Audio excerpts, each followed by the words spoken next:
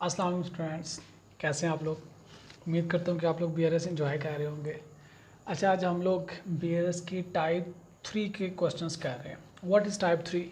देखें, टाइप 3 में opening balances of cash book and bank statement are not equal, यानी पिछले महीने में, पिछले पीरियड में भी जो बैंक स्टेटमेंट और कैश बुक का बैलेंस था वो इक्वल नहीं था।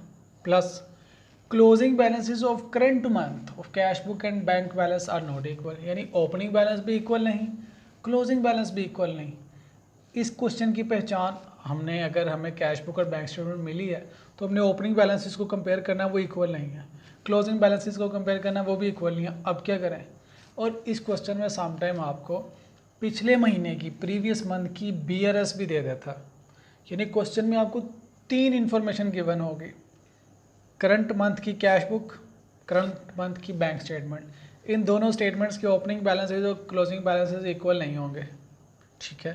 सम टाइम इन दोनों के साथ एडिशनल आपको प्रीवियस मंथ की बीआरएस भी दे देता है। अगर ऐसी सिचुएशन हो तो हम एडजस्टेड कैश बुक और बीआरएस कैसे बनाते हैं, ठीक है जी, ये हमने आज सीखना है। कोई मुश्किल नहीं है, बिल्कुल टाइप 1 क्वेश्चन है। डिफरेंस क्या है? जो प्रीवियस मंथ की बीआरएस है उसमें से हमने देखना है कि अनप्रेजेंटेड चेक्स क्या इस महीने की कैश बैंक स्टेटमेंट में प्रेजेंट हो चुके हैं या नहीं।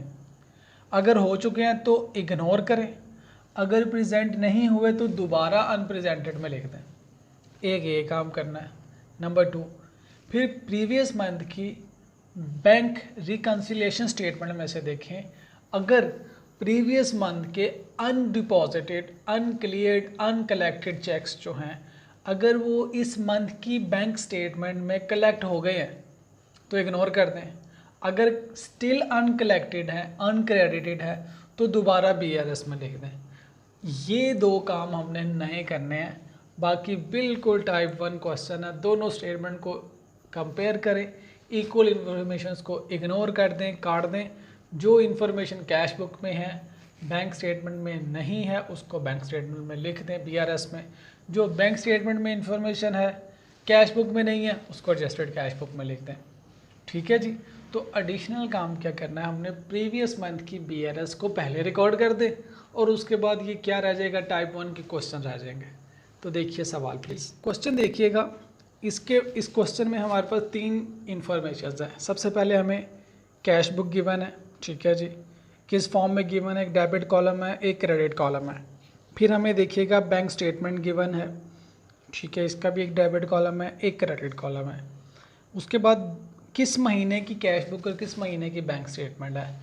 फर्स्ट कॉलम देखें, फर्स्ट जून 2005, यानी जून के महीने की कैश बुक है। दूसरा टेबल देखें, इसमें भी जून के महीने की बैंक स्टेटमेंट, यानी जून के महीने की कैश बुक, जून के महीने की बैंक स्टेटमेंट गिवन है।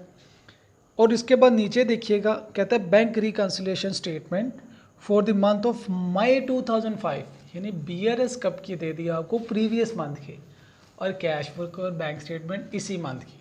तो ऐसा क्वेश्चन दे के इतना ज़्यादा डाटा स्टूडेंट्स परेशान हो जाते, तो आपने परेशान नहीं होना, आसान सा सवाल है। बल्कि दुआ करें कि आपको इस तरह के क्वेश्चन आ जाए ताकि आप इजी मार्क्स अच्छी तरह से आसानी से स्कोर कर सकें।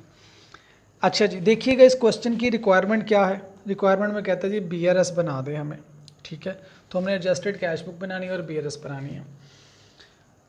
सबसे पहला काम, हमने प्रीवियस मंथ की बीआरएस को देखना है, क्या रिकनसाइलिंग आइटम रिकनसाइल हो गई हैं कि नहीं। सबसे पहले देखिएगा बीआरएस एज एड मई 31, 2005। इसमें देखिएगा कहते हैं एड में लिखा हुआ है cheques issued but not presented, unpresented cheques है। पहला है जी JB and company, number 2 flash and company, number 3 beta. देखिए JB एंड कंपनी का जो चेक है अनप्रेजेंटेड, क्या इस महीने की, ये मई का अनप्रेजेंटेड, क्या जून में प्रेजेंट हुआ या नहीं। अगर मई का अनप्रेजेंटेड है, जून में प्रेजेंट होगा तो बैंक स्टेटमेंट की डेबिट साइड पे आना चाहिए। देखिए बैंक स्टेटमेंट की डेबिट साइड पे कहीं आपको 7500 का चेक नज़र आ रहा है JB एंड कंपनी, देखिए जी नहीं नज़र आ रहा, तो इसका मतलब ये है कि चेक स्टिल अनप्रेजेंटेड है। अगर स्टिल अनप्रेजेंटेड है तो लिख दे अनप्रेजेंटेड में। क्या नाम है इनका, JB एंड कंपनी। क्यों लिख रहा हूँ जी, स्टिल अनप्रेजेंटेड है, कितनी अमाउंट है JBN कंपनी, इट्स 7500 लिख दीजिए, ठीक है जी। उसके बाद देखिए दूसरा चेक अनप्रेजेंटेड में लिखा हुआ मई की BRS में flash and company 6000 unpresented cheque. अब इसको देखें करंट मंथ की यानी जून के महीने की BRS में क्या ये प्रेजेंट हुआ, अगर होता तो डेबिट साइड पे आ रहा होता। देखिए डेबिट साइड पे मेरे पास नहीं आ रहा, तो मैं कह सकता हूँ कि ये चेक ऐसा चेक है जो इस महीने में भी अभी तक प्रेजेंट नहीं हुआ, तो मैं कह दूंगा स्टिल अनप्रेजेंटेड। कब तक अनप्रेजेंटेड रह सकता है, ये 6 मंथ्स तक अनप्रेजेंटेड रह सकता है, ठीक है जी। तो नाम क्या है इनका, flash and company, flash and company. कितनी अमाउंट का चेक है इनका, 6000 का, इट्स स्टिल अनप्रेजेंटेड चेक, ठीक है। नेक्स्ट देखिएगा लिखा हुआ है बीटा 9000, मई की BRS का अनप्रेजेंटेड चेक, जून में प्रेजेंट हो जाना चाहिए। देखिए जून के डेबिट साइड पे बैंक स्टेटमेंट की डेबिट साइड में 9000 का चेक नज़र आ रहा है, जी आ रहा है, बीटा के नाम से आ रहा है, तो इस इंफॉर्मेशन को आप काट दें, ये अनप्रेजेंटेड नहीं रहा, ये चेक प्रेजेंट हो चुका है। इसका मतलब है कैश बुक में भी ये इन्फॉर्मेशन थी, बैंक स्टेटमेंट में भी आ गई, तो रिकनसाइल हो गई। ये दो चेक्स ऐसे हैं जो स्टिल अनप्रेजेंटेड है। कब तक अनप्रेजेंटेड रह सकते हैं, for the month of 6 months, 6 months में कभी भी प्रेजेंट हो सकते हैं। तो अगर 6 महीने तक अगर प्रेजेंट नहीं हुए तो 6 महीने की BRS तक में आते रहेंगे, और 6 मंथ्स के बाद अगर ये टाइम बार्ड हो गया तो ये कैश बुक पर जाकर रिवर्स होंगे, ठीक है जी। किसी क्वेश्चन में आ सकता है। अब देखिएगा मई की BRS की अनकलेक्टेड साइड देखिएगा, हेडिंग लिखी हुई है checks deposited but not clear. सबसे पहले जो सुमन 15000, ये मई की BRS में देखिए अनकलेक्टेड है। अगर ये कलेक्ट हो जाएगा तो जून की बैंक स्टेटमेंट में क्रेडिट साइड पे आ रहा होगा। देखिए 15000 क्रेडिट साइड पे आ रहा है, यस आ रहा है, सुमन के नाम से आ रहा है। इसका मतलब ये है कि ये चेक कलेक्ट हो चुके हैं। अब ये टेम्पररी डिफरेंस नहीं रहा, कैश बुक में ऑलरेडी लिखा हुआ था, इस महीने की बैंक स्टेटमेंट में भी आ गया, तो इग्नोर कर दें। नेक्स्ट देखिएगा कमाल साहब का 3000 का चेक था जो कि अनकलेक्टेड था। बैंक स्टेटमेंट में देखें हमें 3000 नज़र आ रहा है, तो हमने इसको भी कुछ नहीं करना, इग्नोर कर दें, काट दें। तो ये हमने सबसे पहले BRS ऑफ लास्ट मंथ को इस मंथ की बैंक स्टेटमेंट में ट्रेस किया। जो चेक स्टिल अनप्रेजेंटेड थे वो लिख दिए, जो प्रेजेंट हो चुके हैं वो ख़त्म, टेम्परेरी डिफरेंस नहीं रहा। जो अनकलेक्टेड स्टिल अनकलेक्टेड है वो यहाँ पे लिखेंगे, स्टिल अनकलेक्टेड कोई नहीं है, सारे कलेक्ट हो गए तो टेम्परेरी डिफरेंस ख़त्म हो गया। अब क्या करना है, बाकी हम कैश बुक और बैंक स्टेटमेंट को कंपेयर करते हैं। शुरू करते हैं जी वहीं से। कैश बुक की डेबिट साइड पे देखें लिखा हुआ है आसिम पैकेजेस 15000, और बैंक स्टेटमेंट की क्रेडिट साइड पे देखें लिखा हुआ है आसिम पैकेजेस 15000। दोनों जगहों पे इन्फॉर्मेशन है, बैंक ने कैश बुक में डिपॉजिट हुआ, बैंक स्टेटमेंट में कलेक्ट हो गया, तो दोनों जगहों में सेम इन्फॉर्मेशन, नो डिफरेंस, काट दें जी, इग्नोर कर दें। कैश बुक की डेबिट साइड पे देखें लिखा हुआ है डीन एक्सपोर्ट्स 18000। देखें जी डीन एक्सपोर्ट्स बैंक स्टेटमेंट की क्रेडिट साइड पे भी नज़र आ रहा है 18000, तो इसको भी काट दें, सेम इन्फॉर्मेशन। नेक्स्ट लिखा हुआ है जी 15 जून को समर इंटरनेशनल 19500, कैश बुक में भी लिखा हुआ है, बैंक स्टेटमेंट में भी लिखा हुआ है, तो काट दें। ये भी इंफॉर्मेशन दोनों जगहों पे बिल्कुल ठीक लिखी हुई है, कोई टेम्परेरी डिफरेंस नहीं है। 27 जून को लिखा हुआ है चन्ना एक्सपोर्ट 16500, बैंक स्टेटमेंट की क्रेडिट साइड पे देखें हमें ये 16500 नज़र नहीं आ रहे, तो वी कैन से दैट कि चन्ना एक्सपोर्ट के चेक्स जो बैंक में जमा हुए they are in collection process, they are still uncollected cheques, the amount is ₹16,500। ये इस महीने के अनकलेक्टेड चेक्स हैं, अभी तक क्लियर नहीं हुए, क्लियरिंग प्रोसेस में। यूँ हमारी कैश बुक की डेबिट साइड कंप्लीट हो गई। अब कैश बुक की क्रेडिट साइड पे आइएगा, लिखा हुआ है समी इंपोर्ट्स, हमने 12000 रुपये का समी साहब को चेक दिया, देखें प्रेजेंट हुआ, यस हमें बैंक स्टेटमेंट की डेबिट साइड पर नज़र आ रहा है कि ये प्रेजेंट हो चुका, इसकी वजह से कोई डिफरेंस नहीं, काट दें जी। लिखा हुआ है रूही एक्सपोर्ट्स 30,000 का, उनको रूही साहब को, रूही को चेक इशू किया गया 30,000 का, बैंक स्टेटमेंट की डेबिट साइड पे देखें नज़र आ रहा है, नहीं आ रहा, क्यों, रूही ने अभी तक प्रेजेंट ही नहीं किया, प्रेजेंट नहीं किया तो बैंक की डेबिट साइड पे भी नहीं आ रहा, तो लिख दें अनप्रेजेंटेड में। नाम क्या है इनका, रूही एक्सपोर्ट, रूही एक्सपोर्ट, ठीक है जी। इनका चेक कितनी अमाउंट का है? It was for ₹30,000, still unrepresented.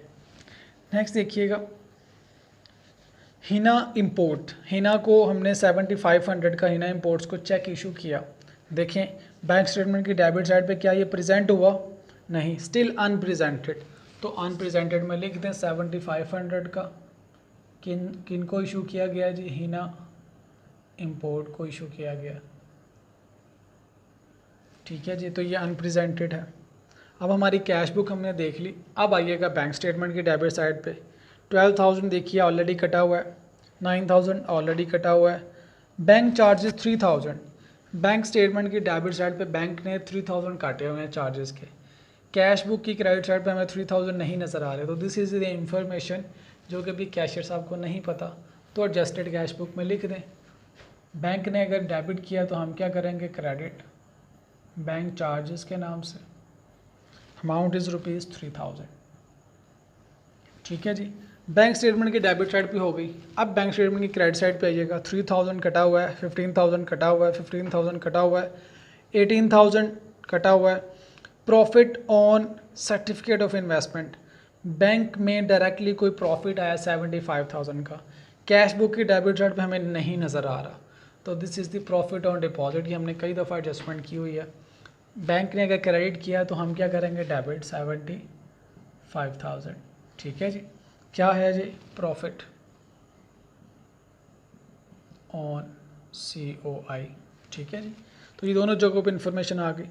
उसके बाद देखिएगा जी 19,500 ये भी कटा हुआ है, तो हमारा क्वेश्चन कंप्लीट हो गया। देखिए मैंने इंटेंशनली एडजस्टेड कैश बुक का बैलेंस नहीं लिखा, तो स्टूडेंट्स यहाँ पे एक मिस्टेक करते हैं कि ओपनिंग बैलेंस लिख देते हैं, क्लोजिंग बैलेंस लिखना है। देखिए कैश बुक का क्लोजिंग बैलेंस कितना है हमारे पास? कैश बुक के थर्ड कॉलम में सबसे एंड पे लिखा हुआ है 97,500, ठीक है जी। तो 97,500 हमारा क्लोजिंग अनएडजस्टेड बैलेंस है, 97,500। इसको क्या कहेंगे? अनएडजस्टेड बैलेंस, ठीक है जी। अब इसका टोटल कर लें, टोटल कीजिएगा।